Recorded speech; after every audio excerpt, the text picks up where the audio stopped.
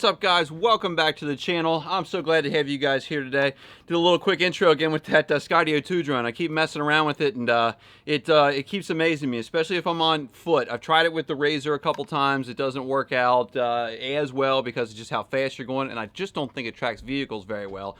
But if you're on foot, it does a super duper job. But that's not what you guys are here for today. Today we have the Savage Axis 2, and this is chambered in 6.5 Creedmoor. 6.5 is something that I've really been wanting to get a hold of for a while. There is, kind of a lot of buzz about it. Seems like people either like it or hate it. But I was reading some things about its trajectory and how a lot of the military, a lot of the special forces are going to the 6.5 Creedmoor over the venerable 308 cartridge. So I really just wanted to get a simple bolt action rifle that just comes decorated already with a scope, and this camouflage stock here is a nice addition as well. And when I got out of the box, everything was pretty good with it. I went to sight it in and was just doing some basic bore sighting through the bore here after I took the bolt out. And this comes with a Weaver, what is it? This is a 3 to 9 by 40. They claim that it is a waterproof scope, but it's a made in China jobber, so you're gonna probably get what you pay for here. I think you can pick this entire thing up for about $500-600 or something like that. But what I ended up having happen was when I went to sight it in and I was firing it, these bolts here kept wiggling loose. If you guys can see that, this one here and this one here. So I, tighten them up like any, normal person would do. When I did that, they completely broke off in my hands. And so that was kind of a bummer because I wanted to get it sighted in and I was really excited to shoot it because it was back when ammo was stupidly hard to get a hold of back during COVID. So I had a box and I was ready to shoot it. I was able to find it for like, I don't know, $250 a round. This broke off.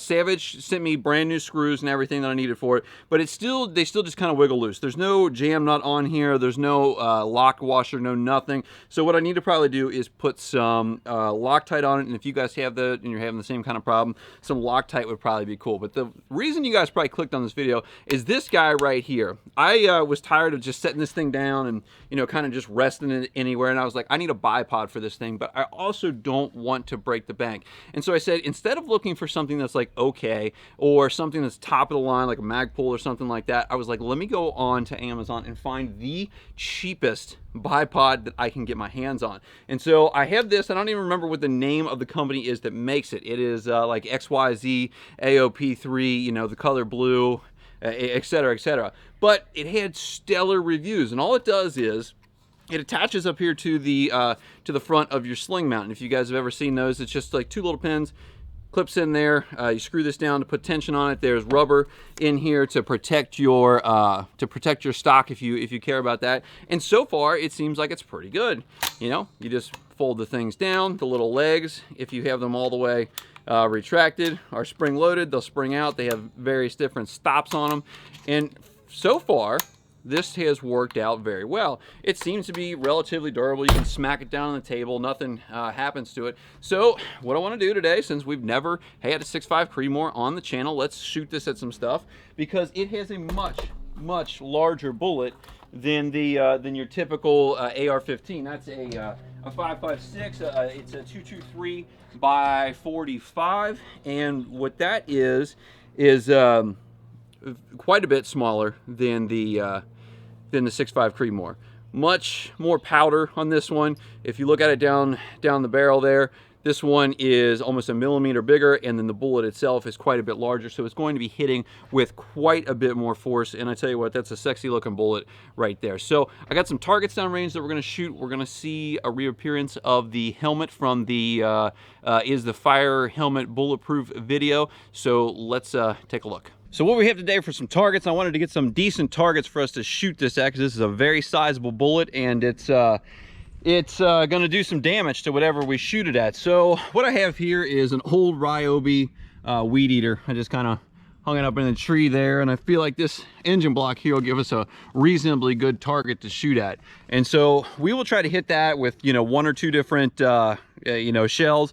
And then what I have is like a pound or so of boom boom dust that we can put in that old fire helmet that we have from the Is a Fire Helmet Bulletproof video, and we can send that thing to the moon and be done with that. So without further ado, let's get up here and start loading up this 6.5 Creedmoor and get some rounds downrange.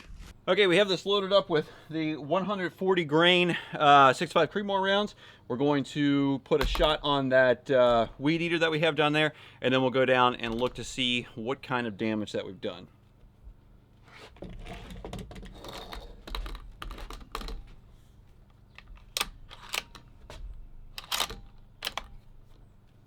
Here we go.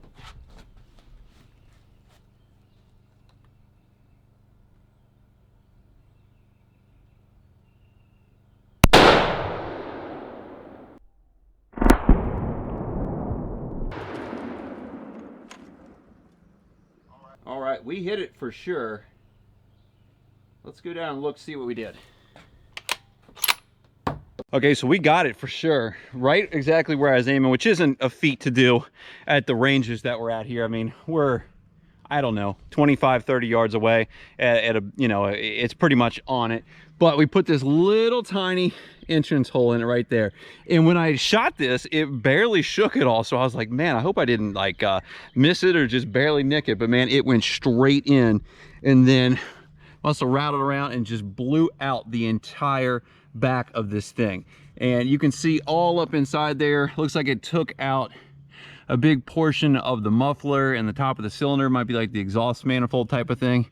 So we are going to shoot this thing again, because that really didn't do exactly what I wanted. What I want to try to do is try to get around like right on here, like right in the cylinder head, and see what that does.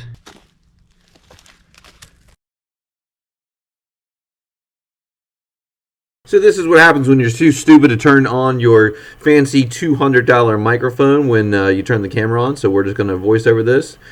The gun's going to go pew, and then we're going to go see where we hit it, preferably in the cylinder head.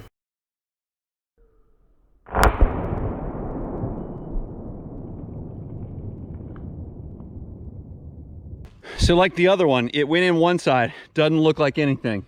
Just a little hole, and it went right where I was aiming for. So I'm pretty happy with that, and I'm pretty happy with the way that that's sighted in. Doesn't look like much until you come down here and look up into the cylinder head. It just completely wrecked that cylinder head up there. And there's all sorts of pulverized aluminum on the ground here, just everywhere. Now I had more pieces. Let's see, this piece of it, that's a piece of the frame. It looks like it basically went in and then shot straight down from the motor up there. So I'd say to be pretty effective against a motor or something. So let me get that pound of boom boom dust. Let's get it underneath that helmet that we had from what, last week, 2 weeks ago, something like that. Let's send that thing into orbit. Okay, this is the setup that we have. Got about a pound of tannerite under there, and I think it's good, and I think it's mixed well. We'll see. If it doesn't, that'll be disappointing. The helmet's on here. I'm going to put the drone up there, and then we'll shoot that, and I bet you that this tree, the helmet, and everything is gone. So let's get everything set up and get behind the trigger. Again, I forget the mic on the money shot, but if you stick around, the GoPro and drone video is worth it. Goofy smile.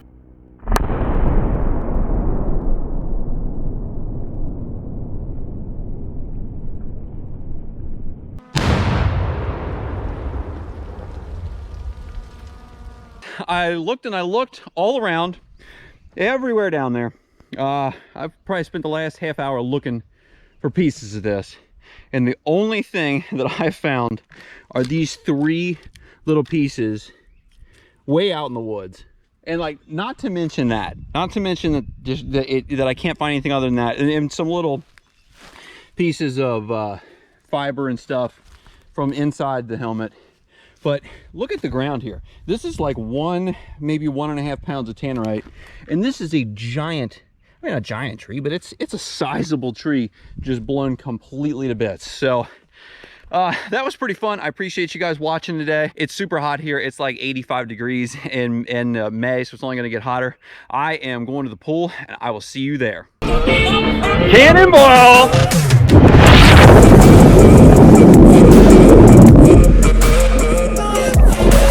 right, guys. That feels much better. I'll see y'all next time.